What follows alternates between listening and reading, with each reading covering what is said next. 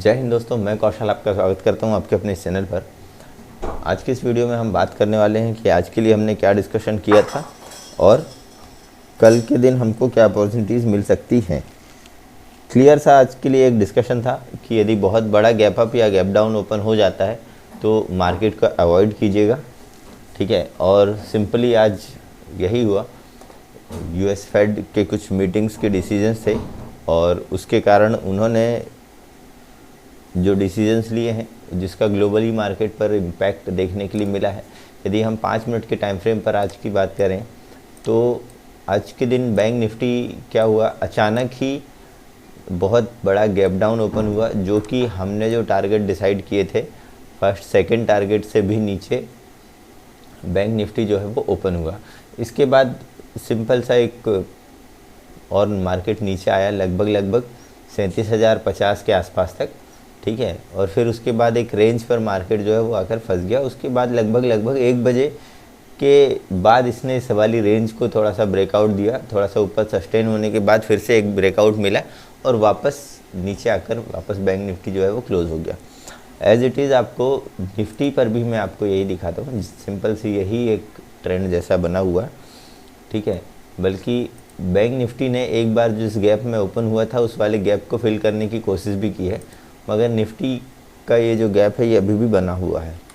दोस्तों, आज के स्नैपशॉट की यदि मैं बात करूँ तो आज के दिन एफआईआई ने लगभग 1926 करोड़ रुपीस की सेलिंग की है और डीआईआई ने 800 करोड़ रुपीस की बाइंग की है, ठीक है। एडवांस डिक्लाइन रेशियो की बात करें तो लगभग बराबर के एडवांस डिक्लाइन रेशियो था, यानी जितने स्टॉक्स लगभग हमारे एडवांस हो रहे थे लगभग उतने स्टॉक्स जो है वो डिक्लाइन हो रहे थे, ठीक है। अब यदि हम बात करें इसके आगे कि इंडाइसिस वाइज क्या परफॉर्मेंस रही है, ठीक है, तो आज आप देख सकते हैं मिड कैप और स्मॉल कैप इंडाइसिस जो है वो आपको थोड़े से ग्रीन दिख रहे हैं। इसके अलावा बाकी सभी जो मिड कैप स्मॉल कैप के अलावा बाकी जितने हैं वो सब आपको रेड दिख रहे हैं, ठीक है।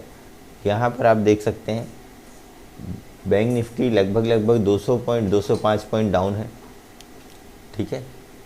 अब आगे हम बात करते हैं जिसकी हम चार्ट पर बात करेंगे। ऑप्शन चेन का डेटा अभी इतना सफिशिएंट नहीं है कि हम ऑप्शन चेन के बेसिस पर कोई भी डिसीजंस ले सकें, ठीक है। क्योंकि आज ही वीकली एक्सपायरी हुई है और नेक्स्ट वीक की जो सीरीज़ है वो आज से ही स्टार्ट होगी, कल से स्टार्ट होगी, ठीक है।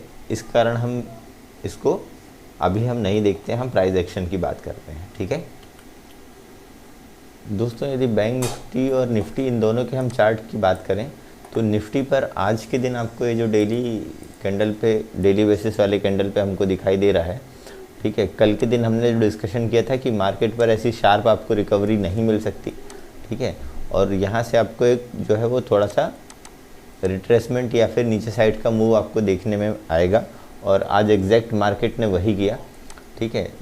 अब हम आगे कल के लिए हम डिस्कशन कर लेते हैं।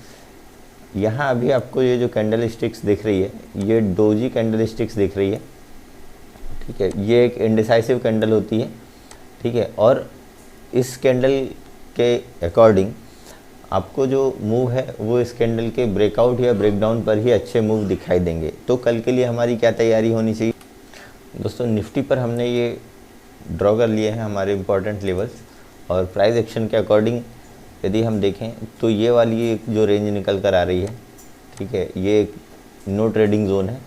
अब सिंपल सा एक चीज़ है जो हम आज के दिन हमको देखने में आया है, यदि हम मान लीजिए हम तीनों सिनेरियो डिस्कस करते हैं, यदि बहुत बड़ा गैप डाउन, ठीक है, बहुत बड़ा गैप डाउन या बहुत बड़ा गैप अप या फिर फ्लैट ओपनिंग, ठीक है। अब इन केस यदि मान लीजिए यदि फ्लैट ओपनिंग हो जाती तो ये दोनों जो हमारे केसेस होते हैं ये हमारे लिए इनवैलिड हो जाते हैं, तो इनको तो आप भूल जाइएगा, ठीक है। अब यदि मान लीजिए बहुत बड़ा गैप अप ओपन हो जाता है, ठीक है, तो यदि गैप अप ओपन हो गया तो जो फ्लैट ओपनिंग है और जो गैप डाउन ओपनिंग है ये आपके लिए एने हो जाती है। यदि गैप डाउन ओपनिंग हो गई तो ये वाले दोनों सिनेरियोज जो है वो नॉट एप्लीकेबल हो जाते हैं, ठीक है। तो इस चीज़ का थोड़ा सा ध्यान रखिएगा क्योंकि हम इंट्राडे ट्रेडिंग करते हैं तो इस पर सबसे बड़ी चीज़ ये होती है कि हम कभी भी बायस नहीं होते किसी भी टाइप के व्यू के लिए। हम ये नहीं सोचते कि मार्केट जो है वो अब तो बढ़ने लगी है, अब बिल्कुल बढ़ते ही जाएगी, या मार्केट गिरने लगी है तो अब गिरते ही जाएगी, ठीक है। जो मार्केट का ट्रेंड है हम उसके साथ चलें वो ज़्यादा अच्छा होता है, ठीक है, और उसी के बेसिस पर हम प्रॉफिट निकाल पाते हैं, ठीक है। तो अब हम बात कर लेते हैं तीनों ही सिनेरियोज़ की। इन केस यदि मान लीजिए कल मार्केट पर ओपनिंग होती है फ्लैट ओपन होने के बाद यदि मान लीजिए मार्केट जो है वो 750 के लेवल को निकालता है ऊपर साइड, तो हम एक कॉल की पोजीशंस बनाएंगे, ठीक है। पहला जो टारगेट निकल कर आएगा 790 का, दूसरा जो टारगेट निकल कर आ रहा है 840 से 850 तक का, और तीसरा जो टारगेट आ रहा है वो 890 से लेकर 900 तक का, ठीक है। ये आप तीसरा टारगेट मान लीजिए, ठीक है। अब यदि मान लीजिए फ्लैट ओपन होने के बाद मार्केट नीचे आने लगता है, जैसे ही मार्केट 720 के लेवल को निकालेगा हम एक पुट की पोजीशंस बनाएंगे, ठीक है। कल थोड़ा सा फ्राइडे के दिन हो सकता है आपको प्रीमियम जो है वो काफ़ी महंगे मिले, ठीक है। तो आप चाहें तो पोजीशंस अपनी लाइट रख सकते हैं या थोड़ा जो है वो OTM स्ट्राइक प्राइस आप सेलेक्ट कर सकते हैं, ठीक है। ज़्यादा दूर का OTM के लिए मैं रिकमेंड नहीं करता, ठीक है, बट फिर भी आप चाहें तो कंसिडर कर सकते हैं। यदि नीचे साइड मार्केट आता है तो पहला टारगेट ये होगा जो कि होगा लगभग 17,690 का, और दूसरा टारगेट जो होगा 17,650 का, ठीक है, और जो तीसरा टारगेट निकल कर आ रहा है 17,600 का, ठीक है। इन केस यदि मान लीजिए मार्केट आपको इसका भी ब्रेकडाउन दे सकता है, यदि देता है तो हम SL को जो है वो अपना ट्रेल कर लेंगे, ठीक है। अब ये तो हमने बात करी फ्लैट ओपनिंग की। यदि बहुत बड़ा गैप अप या गैप डाउन ओपन हो जाए तो सेम वही सिनेरियो रहेगा। बहुत बड़े गैप डाउन या गैप अप के लिए थोड़ा देर वेट करें, प्राइस एक्शन बनने दें और उसके बाद ही आप ट्रेड करें, ठीक है। इन केस यदि मान लीजिए मार्केट्स 800 से ऊपर ओपन हो जाता है, जिसकी की संभावनाएं लग रही हैं, ठीक है, 800 के आसपास ओपनिंग होती है, 820 830 के, प्राइस एक्शन बनने दीजिएगा दोस्तों। यहाँ पर यदि मान लीजिए मार्केट जो है 10 से 15 मिनट जो है वो वेट करे, ठीक है, एक रेंज बनाए, उस रेंज को जिधर साइड ब्रेकआउट देगा या ब्रेकडाउन देगा तो उस रेंज को हम ट्रेड करेंगे। इन केस यदि मान लीजिए ऊपर साइड ब्रेकआउट दे दिया, ठीक है, तो आप एक कॉल की पोजीशन बनाएगा छोटे छोटे टारगेट के लिए, ठीक है। 850 ये पहला टारगेट, दूसरा टारगेट जो है वो 890 के आसपास का, ठीक है। SL आप ट्रेल कर सकते हैं यदि इसके ऊपर भी मार्केट जाता है तो। अब इन केस यदि गैप डाउन ओपन हो जाए, गैप डाउन ओपन कितना लगभग 700 के आसपास का, ठीक है, या उससे नीचे का, तो भी प्राइस एक्शन बनने दीजिएगा 25 पॉइंट के आसपास आप देख सकते हैं, ठीक है। ये एक रेंज बनती है और उस रेंज को यदि नीचे साइड ब्रेकडाउन देता है तो हम एक पुट की पोजीशन बनाएंगे। पहला टारगेट 650 के आसपास का, दूसरा टारगेट जो रहेगा वो 600 का, ठीक है। अब ये वाली जो रेंज है ये यदि मान लीजिए ऊपर साइड जाने लगता है, ठीक है, तो आप एक कॉल की पोजीशंस बना सकते हैं, ठीक है। कब? जब मार्केट इस वाली लाइन को क्रॉस कर दे, यानी 750 को क्रॉस करे, कब? यहाँ नीचे ओपन होने के बाद यदि यहाँ पर जाएगा तो हम बनाएंगे, अदरवाइज़ नहीं वो करेंगे। देखो दोस्तों, थोड़ा सा डिसिप्लिन आपको रखना होगा यदि आप इंट्राडे ट्रेड करते हैं तो, ठीक है। डिसिप्लिन के यदि आप पक्के रहेंगे तो आपकी ट्रेडिंग स्टाइल अच्छी रहेगी। ऐसा नहीं है कि हमने सिर्फ 5 या 10 पॉइंट के लिए ट्रेडिंग कर ली, ठीक है, और उसके बाद हम शांत बैठ गए, ठीक। यदि आप अपना रिस्क रिवार्ड रेशियो जो है वो प्रॉपर फॉलो करें, ठीक है, अदरवाइज़ आप SL ज़्यादा लेंगे और प्रॉफिट कम लेंगे, ठीक है, वो भी गलत है। दूसरी चीज़, यदि आप चाह रहे हैं कि आपका रिस्क रिवार्ड रेशियो जो है वो मेंटेन रहे तो आप प्रॉपर अपना एनालिसिस करें, ठीक है, और उसके बाद किसी भी ट्रेड पर आप एंट्री लें।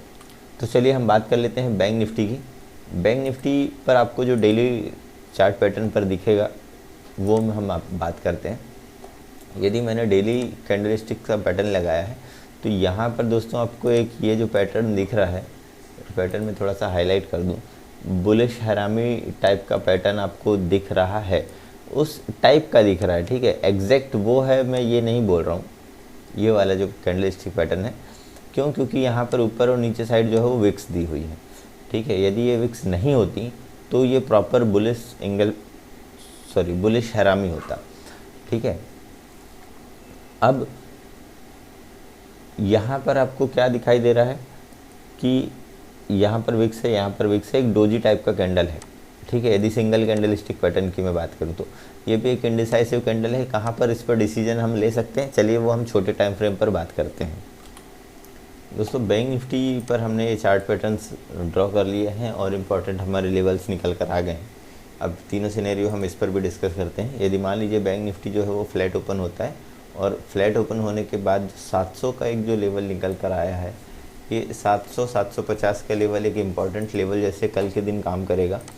ठीक है, जैसे ही मार्केट इस का ब्रेकआउट देता है, ठीक है, 700 का, तो आप एक कॉल की पोजीशंस बनाइएगा।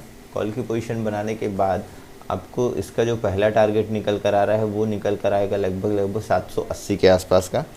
ठीक है, ये 780 के आसपास का पहला टारगेट है। दूसरा टारगेट जो निकल कर आ रहा है वो 860 के आसपास का, और तीसरा जो टारगेट है 38,011 का। ठीक है, मैं यहाँ पर कंफर्म कर देता हूँ, ये इसके लिए जो है वो थर्ड टारगेट होगा। ठीक है, 38,011 का।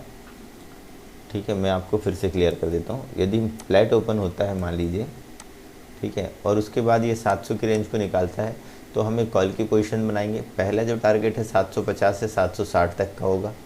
ठीक है, यहाँ पर दूसरा जो टारगेट है 860 से 865 तक का होगा, और तीसरा जो टारगेट है वो सीधा होगा 38,011 का। अब इनके से यदि मान लीजिए फ्लैट ओपन होने के बाद मार्केट नीचे आने लगता है, ये ट्रेंड लाइन काफ़ी दिनों से इसका ट्रेंड लाइन का सपोर्ट मिल रहा है, और उसके बाद यदि मान लीजिए मार्केट जो है वो 400 के लेवल को नीचे साइड जो है वो ब्रेक कर देता है यहाँ से। ठीक है, तो आपको जो है वो पुट की पोजीशंस बनानी है, और पुट की पोजीशन बनाने के बाद आपको जिसका जो पहला टारगेट होगा वो होगा लगभग 280 के आसपास तक का।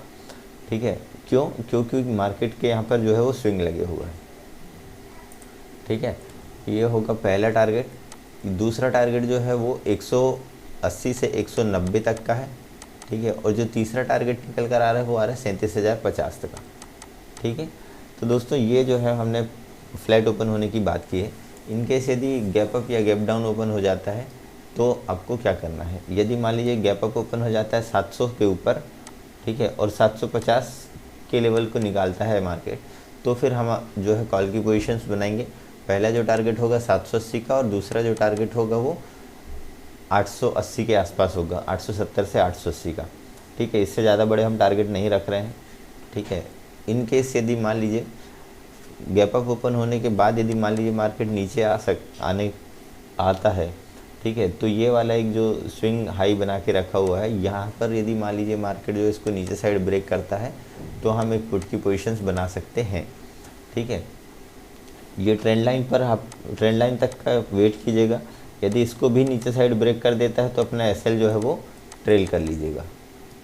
ठीक है दोस्तों, ये तो हो गई गैप अप ओपनिंग की बात। इनकेस यदि गैप डाउन ओपनिंग हो जाती है, गैप डाउन ओपनिंग होती है तो थोड़ा सा वेट करें, प्राइस एक्शन बनने दें और उसके बाद ही कोई पोजीशंस बनाए। यदि गैप डाउन ओपन हो गया, ठीक है, और गैप डाउन ओपन होने के बावजूद लगभग 280 के लेवल को नीचे साइड ब्रेक करता है, तो एक पुट की पोजीशंस बनाइएगा। ठीक है, पहला टारगेट 180 का होगा और दूसरा टारगेट जो है वो 37,050 का होगा। ठीक है, अब इनकेस यदि गैप डाउन ओपन होने के बाद ये ऐसे प्राइस एक्शन बनाने के बाद ऊपर साइड निकलता है, तो ये वाली जो ट्रेंड लाइन है इसका वेट कीजिएगा। इसका ब्रेकआउट होने के बाद ही आप एक कॉल की पोजीशंस बनाइएगा, अदरवाइज़ आप अवॉइड कर सकते हैं। ठीक है, हो सकता है कल मार्केट जो है वो गैप अप या गैप डाउन ओपन होता है और उसके बाद एक फ्लैट एक रेंज पर ही काम करता है। इनकेस यदि मान लीजिए मार्केट रेंज बाउंड हो जाता है तो फिर आपके ना कॉल के प्रीमियम में आपको फ़ायदा होगा, ना ही पुट के प्रीमियम में फ़ायदा होगा।